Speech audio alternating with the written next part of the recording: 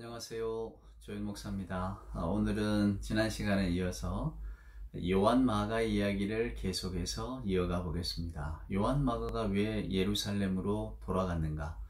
여기에 대한 해답을 오늘 여러분들과 함께 말씀을 통해 나눠보려고 합니다.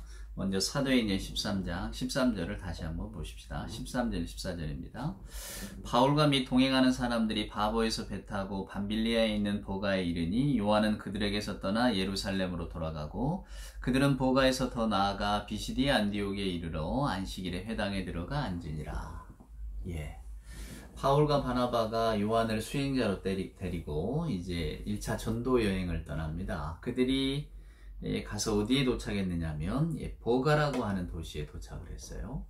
최근에 보가에서 고고학적 발굴이 이루어지고 있는데 굉장하다지요. 로마의 유적지로서 그 규모가 어마어마하답니다. 무슨 말인가 하면 사도 바울이 복음을 전도할 때 그 1차, 2차, 3차, 4차까지 바울의 전도 여행을 이렇게 따라가 보면 몇 가지 특징이 있습니다. 첫 번째는 물론 성령의 인도하심이죠. 주의 인도하심을 따라갔다. 그 말이 사도행전의 곳곳에서 등장을 하고요. 두 번째는 그들이 복음 전도 여행을 떠날 때에 그냥 아무데나 간 게 아니고 우리가 그냥 아피아 가도라고 하잖아요.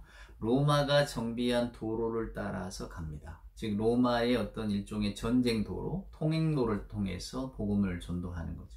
그러니까 우리가 말입니다, 여러분.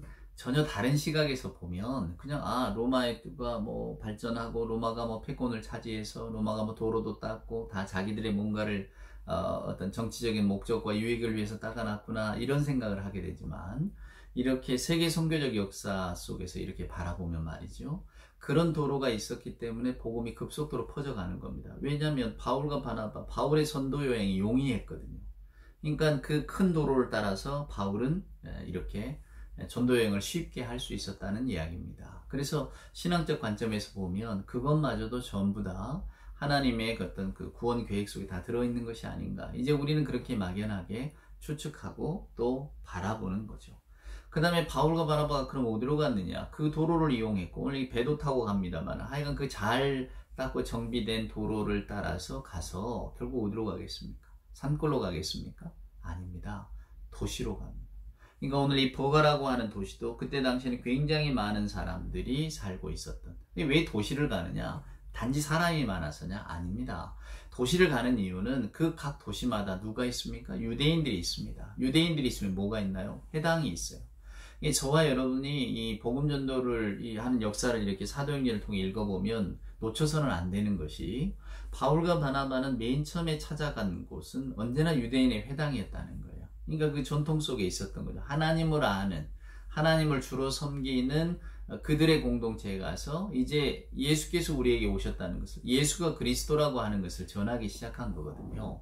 그러니까 복음이라는 것이 그냥 막 척박한 땅에 아무도 모르는 곳에 툭 떨어진 게 아니고 하나님을 주로 섬기는 곳에서부터 시작이 되어진다는 겁니다. 그러니까 우리가 이제 그걸 가지고 여러분 이게 신앙적으로 적용을 해보면 흔히 인과기도라고 하잖아요. 모든 집이 결국은 집이 다 예수를 믿는 거고 가문이 믿는 거지. 그러니까 우리의 복음 생활의 첫 번째 시작, 전도 생활의 시작은 결국은 우리 가족으로부터 시작해야 된다라고 하는 것들이 다 이런 데서 나오는 말입니다. 단순히 그저 내 육신의 혈통이 중요하기 때문에 내 부모 형제가 중요하기 때문에 복음을 여기서 시작하자 이게 아니고요. 하나님을 알고 있는 사람, 나로부터라도 시작하면서 이제 점점 그 복음의 확장성을 갖게 되는 거잖아요. 그러니까 언제나 복음 전도는 나 자신으로부터입니다. 내가 무언가를 이분에게 전할 수 있을 때에. 그래서 실은 복음 전도가 어렵기도 한 겁니다. 나는 믿고 있지만은 내 삶을 통해서 뭔가가 증거가 돼야 되는데 이게 잘 안 되니까 서로 고민하잖아요. 저도 고민이고 여러분도 고민이고. 이거는 우리가 한번 그 복음의 역사성 속에 사도행전을 배우다 보면 우리의 삶을 이래서 한 번 더 돌아보게 되는 겁니다. 이게 복음 전도라는 것이 결국은 내 주변으로부터 시작되는 것입니다. 하여간 바울과 바나바가 이렇게 해서 버가라고 하는 도시에 들어갔는데 거기에서 무슨 일이 있었는가 하면 요한 마가가 떠나버려요. 이게 결국은 이 사람들이 어떻게 되느냐면 비시디 안디옥으로 갑니다. 저도 여러분도 성경을 이렇게 평면적으로만 보고 또 지금 이게 우리나라에서 복음 전도가 되는 것이 아니잖아요. 그러니까 우리가 흔히 강릉에 전도를 하러 갔더니 강릉에서 이 마가는 떠나버리고 결국 우리는 뭐랄까 어떤 설악산 꼭대기로 올라가게 됐다. 이런 식으로 이야기를 하면 금방 그 어떤 위치나 이런 게 눈에 들어오니까 복음전도가 이렇게 되어졌구나. 그들이 방문한 지역은 여기구나 알 텐데 우리는 모르잖아요. 도대체 보가가 어딘지, 비시디 안디옥이 어딘지, 보가에서는 왜 요한 마가가 다시 예루살렘으로 돌아가 버렸는지 우리는 알 길이 없단 말이죠. 근데 이제 지리적인 특성을 이렇게 보면 조금은 단서를 발견할 수가 있습니다. 보가라고 하는 것은 바다 도시에 배를 타고 갔대잖아요. 그러니까 항구하고 면에 있는 도시입니다. 저지대예요. 지중해 저지대입니다. 그때 당시에는 지금 코로나 때문에 우리가 정신을 못 차리고 있잖아요. 그때에도 이 풍토병, 말라리아, 보가에 말라리아가 있었다니까 이런 병들이 하여간 만연하던 시대입니다. 근데 아마 이 보가가 그런 말라리아 같은 풍토병이 있던 도시인가 봐요. 밑에 저지대니까 말이에요. 자, 요한 마가와 바나바와 바울이 도시에 도착을 했습니다. 가보니까 이게 복음 전도를 하러 갔는데 실은 이 여건이 녹록치가 않은 겁니다. 더군다나 전염병까지 있는데 그 중에 누군가가 전염병에 걸린 것 같아요. 누가 여러분 걸렸을까요? 바나바, 바울, 마가. 마가? 땡입니다. 젊은 사람이니까 요즘 흔히 하는 말로 면역력이 제일 좋았겠죠. 우리가 갈라디아에서 읽어보면 갈라디아 4장 이런 말이 나옵니다. 내가 여러분들에게, 바울이 말이에요, 갈라디아 지역에 있는 교회들에게 편지를 보냈을 때에 내가 여러분들에게 복음을 전할 때에 육체의 약함으로 인하여서 여러분을 처음 만나게 되지 않았느냐, 이런 이야기를 합니다. 이 육체의 약함이라는 게 결국 질병이거든요. 여러분 이 비시디아 안디옥에 갔다고 하잖아요. 비시디아 안디옥이 갈라디아 지역입니다. 지금의 터키죠. 갈라디아 지역이에요.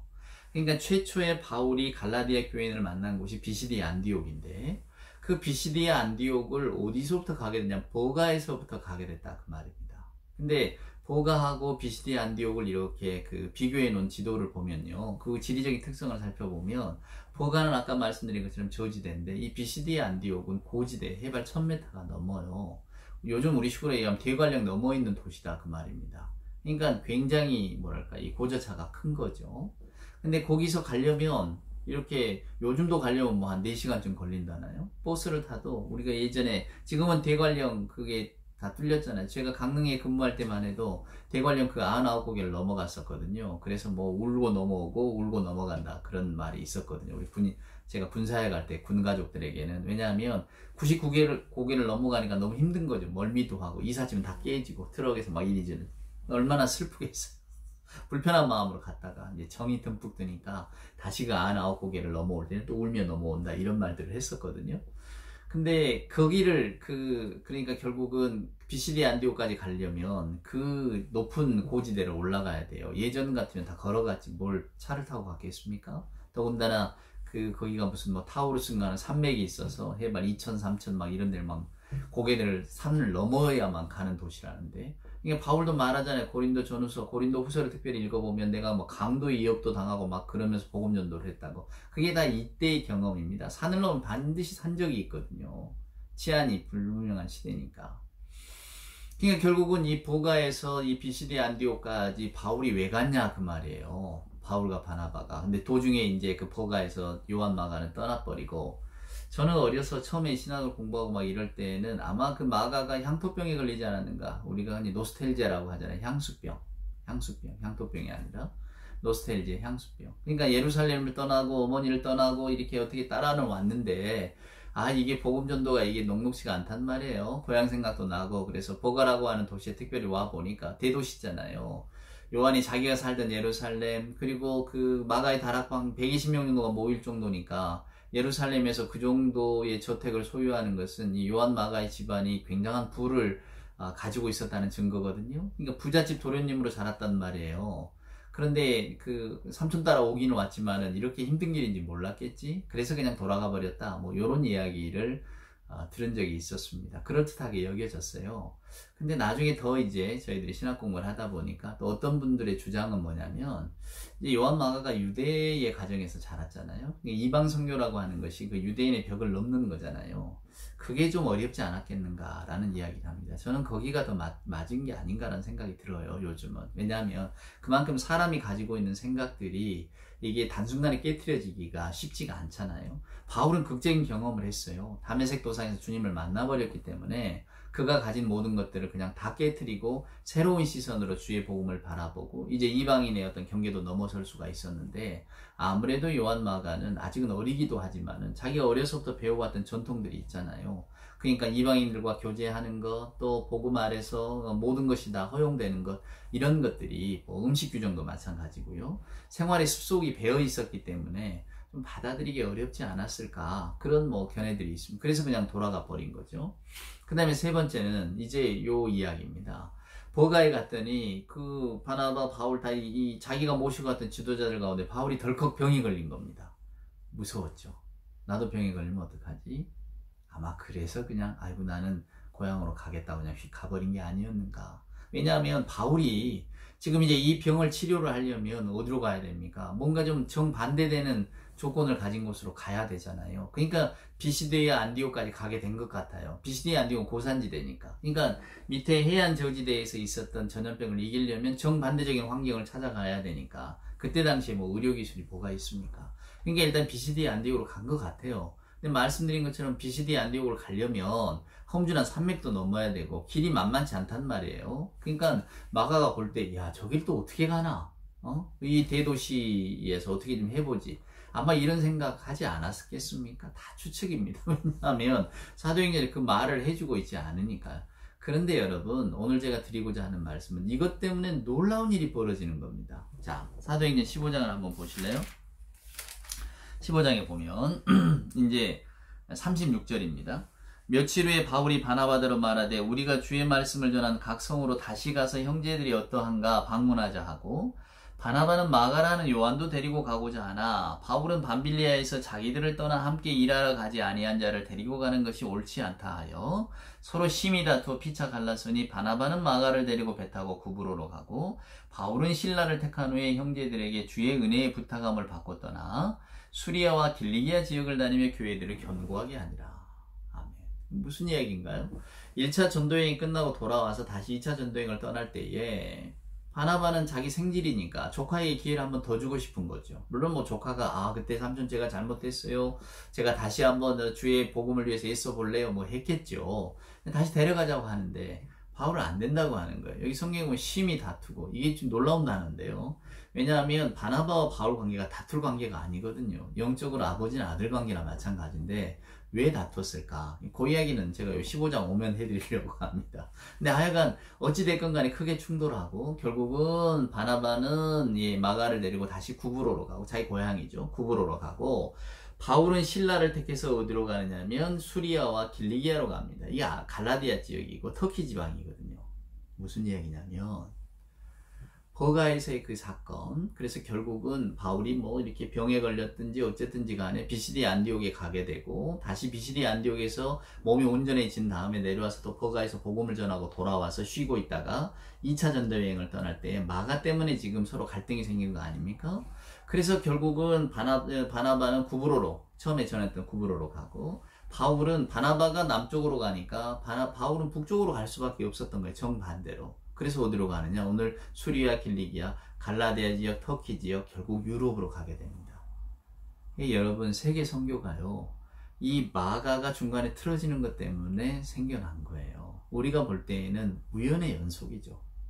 이게 요한 마가만 없었다면, 아니면 요한 마가가 젊은 놈이 말이야, 패기도 없이 복음전도에 나섰으면 한번 끝까지 가야지 책임을 내팽개치고 그냥 고향집으로 가버렸는가? 우리가 이렇게 볼 수 있어요. 그렇지만 이 요한 마가라고 하는 사람을 통해서 복음이 세계 전파의 어떤 시발점이 되었다고 하는 것이 정말로 중요한 겁니다. 우리가 사도행전을 읽으면서 스데반 사건 때문에 결국은 제자들과 그 집사들이 예루살렘을 떠나게 되는 상황을 우리가 보게 됐잖아요. 하나님의 사역은 놀라운 거예요.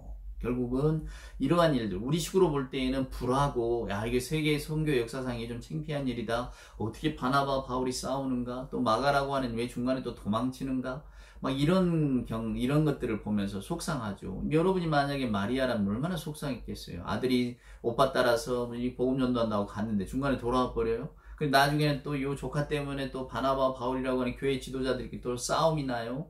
몸둘 바를 모르겠죠. 그런데 여러분 결과가 다 어떻게 됐나요? 나중에 요한 마가는 결국 마가복음이라고 하는 복음서를 조술한 그런 신앙인으로 자라났고요.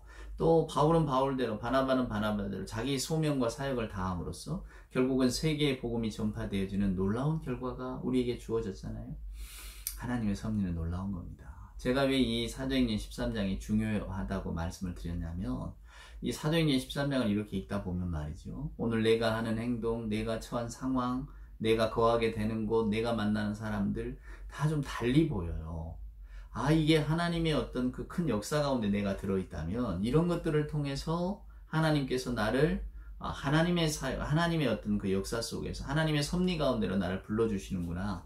이런 걸 여러분 느끼지 않습니까? 그러니까 어찌 보면 지금 내가 넘어진 자리도 사도 바울이 보가에서 뜻하지 않게 병을 얻어서 결국은 갈라디아 지역에 가고 결국 그것이 세계 선교의 어떤 기초가 되었던 것처럼 이 놀라운 일들이 연속인 거예요. 오늘 내가 병이 들어서 잠깐 건강하던 자리, 일상의 자리에서 넘어졌다? 사람들이 볼 때에는 야, 너 안 됐다? 할 수 있지만은 우리가 이렇게 사도행전 13장을 읽으면서 하나님의 어떤 역사 속에서 내 인생을 대입해 보면 야, 이게 말이에요. 우리에게 뭔가 놀라운 또 어떤 새로운 길을 인도하시려고 하는 아니면 내 삶의 어떤 계기를 만드시려고 하는 하나님의 어떤 역사라고 하는 사실을 느끼게 된다 그 말입니다.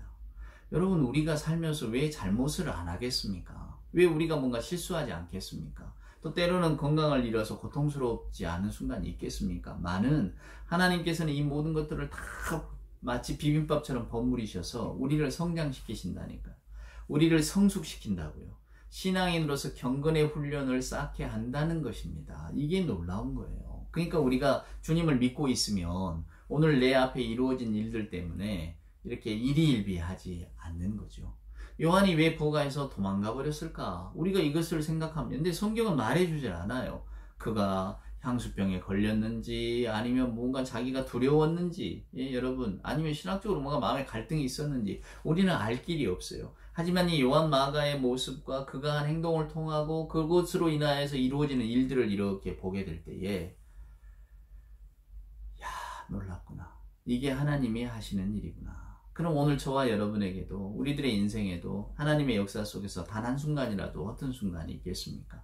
어쩌면 눈물 흘리는 시간도 귀한 시간이고 어쩌면 또 아주 승승장구하는 시간도 우리를 돌아보게 할 수 있는 좋은 시간일 수 있는 거죠.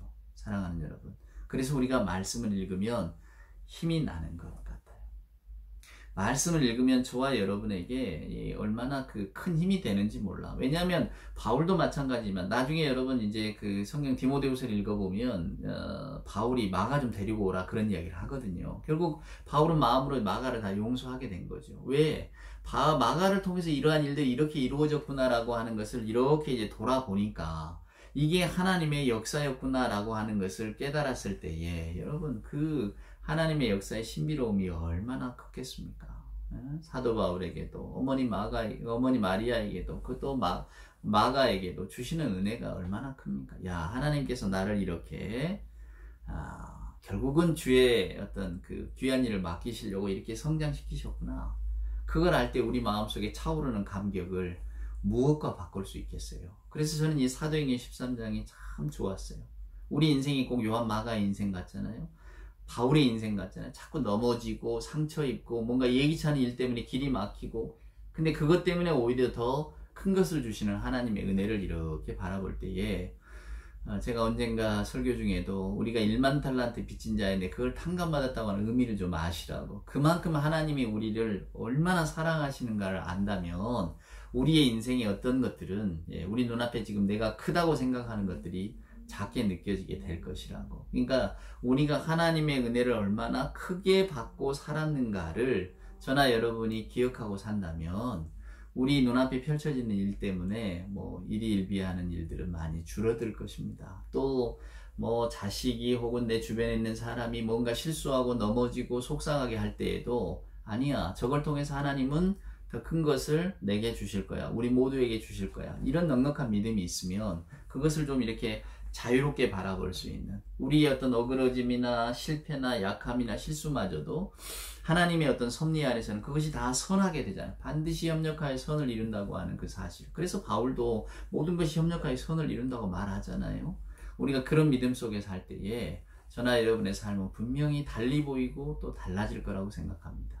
여러분, 마가를 통해서 어떤 그 신앙의 새로운 눈뜸을 한번 가져보시고, 또 마가 인생을 통해서 역사하신 하나님, 마가를 통해서 하나님께서 세계 선교를 이루시는 그 놀라운 일들을 바라보면서 오늘 저와 여러분이 하나님 안에 산다는 것이 얼마나 기쁜가. 찬송가의 가사처럼 주와 함께 길 가는 것이 힘이 기쁜 일이라는 사실을 오늘도 깨달으면서 주님 안에서 평온한 하루가 되기를 주의 이름으로 축원을 드립니다.